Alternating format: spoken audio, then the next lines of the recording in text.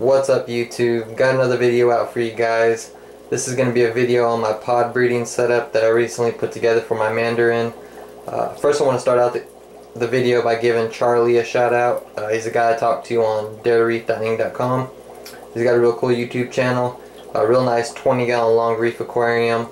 So if you guys could take the time, check out the link in the description and subscribe to his channel, it'd be much appreciated.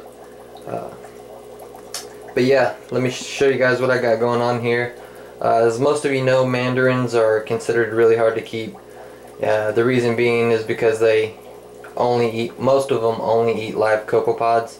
There are mandarins out there such as the ORA mandarin that's tank bred, who will eat dry foods and frozen foods, but you rarely see those. So most mandarins you see at your local fish store or other places for sale are most likely wild caught and only eat live copepods. So anyway, live copepods is the best food for them. It keeps them most active.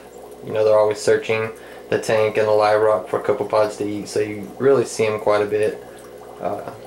And live copepods, like I said, keep them the healthiest, give them the best coloration and all that good stuff.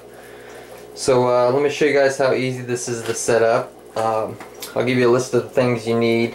This is a 20-gallon setup just because I had a 20-gallon sitting around.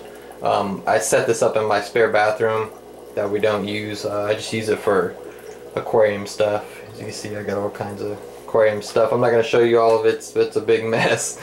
But anyway, all you need is a container. It doesn't have to be big. I've seen people use cups, 5-gallon buckets. I was doing some research about that, and quite a few people just use little tiny cups and stuff. It's pretty cool, but you know, I'm using a bigger setup because I want to breed more pods, so that's really what you got to think about. Anyway, you just need a container that holds water, an air pump, and an air stone, as you can see, like I got in here. This is the airline hose that I use.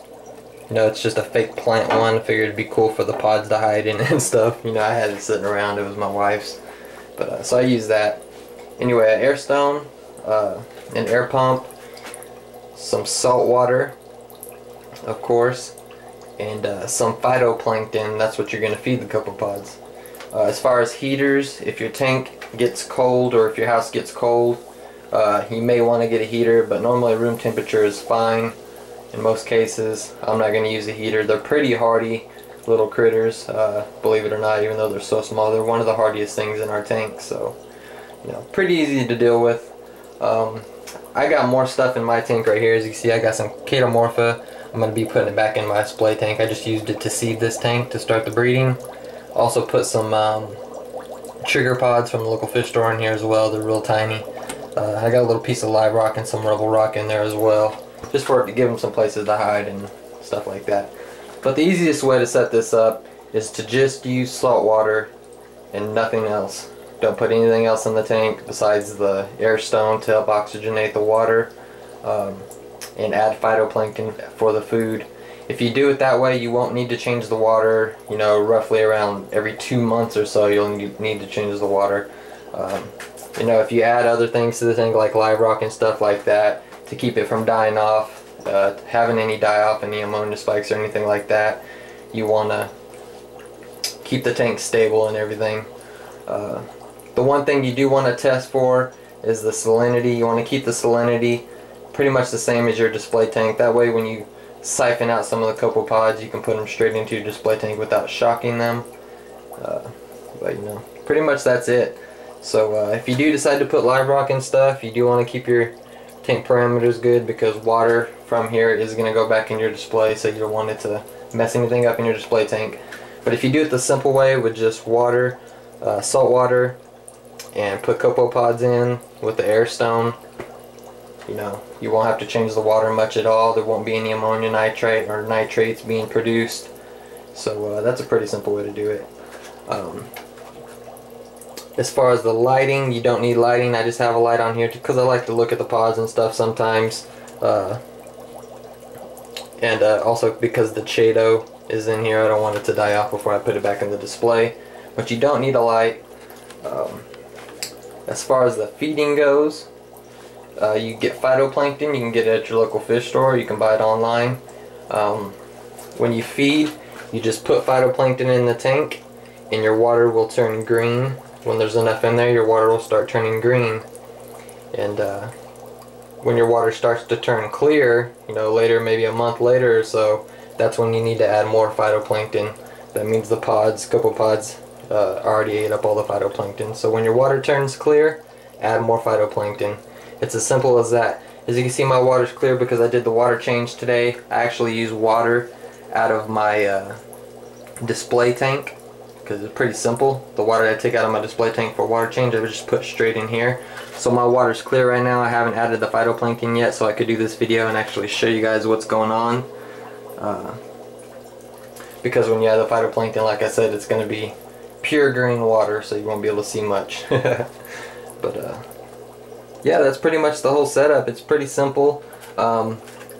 This is just a Copepod tank. I don't have the, well, there's a few amphipods in here. Amphipods are the bigger ones that you see in your tank that you can see. You know, sometimes from, you know, 5 feet away you could probably see them things. They get kind of big.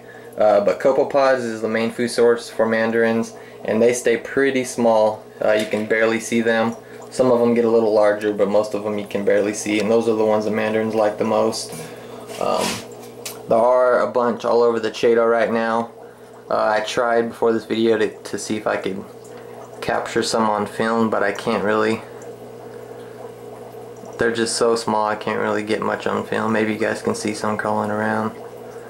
But and there's not too many in here yet. You know, there's probably a few thousand in here, but that's really not much.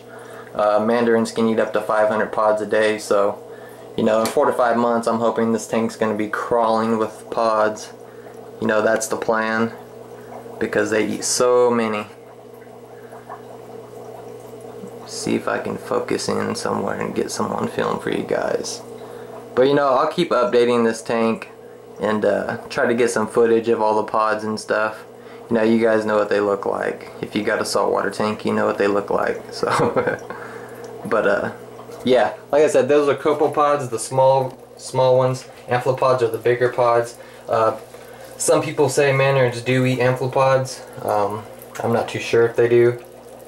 A lot of people say they don't. They only feed on copepods. You know, I'm not an expert on it yet, but I've been doing a lot of research lately, and copepods seem to be the best bet for them. As you can see, I got some rock in there. Got the air stone for some oxygen. Bare bottom tank, and you don't need any of this. Like I said, salt water and air stone and phytoplankton for the food's all you need. I gotta pick up some more phytoplankton tomorrow. Actually, it'll be today. I'm making this video like 2 in the morning. But gotta pick up some phytoplankton today, and I'll probably do another video and show you guys what it looks like when you add the phytoplankton. So if you guys got any questions, let me know. Sorry for the long video. I do need to give a big thanks to Fullscreen. It's a network that partners YouTubers. I recently became a partner with them. I just want to give a big thank you to them. I really appreciate it for letting me be part of your guys' network. It's awesome so far. I've done a lot of research on it. It seems to be one of the better networks out there, so real happy to be a part of it.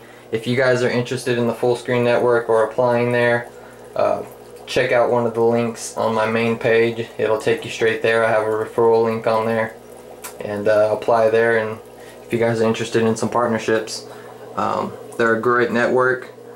I did a lot of research on them, and a lot of great benefits, and you guys won't be disappointed. So yeah, big things to come from the channel. Got a lot of more videos to be uploading for you guys. Sorry, kind of mumbling. I'm pretty tired today. The contest video is coming. Waiting to hear back from Doradon on the acclimation kits when they're going to be shipped here, so I know when to start the contest. And I'll do another video of what the prizes are going to be and the contest rules. That'll all be out soon. So yeah, that's what's up, guys. If you have any questions, let me know. Once again, check out Charlie's channel, and a big thank you to Fullscreen. Told him I'd do the video to give a big thanks and shout out, so here it is. And thanks to all the new subscribers, all my old subscribers sticking with me, watching my videos. None of this would be possible without you guys. You guys keep me going, and I really appreciate it. So yeah, let me know if you guys got any questions. I'm gonna get out of here before I fall asleep on camera. Anyway, talk to you guys later. Peace.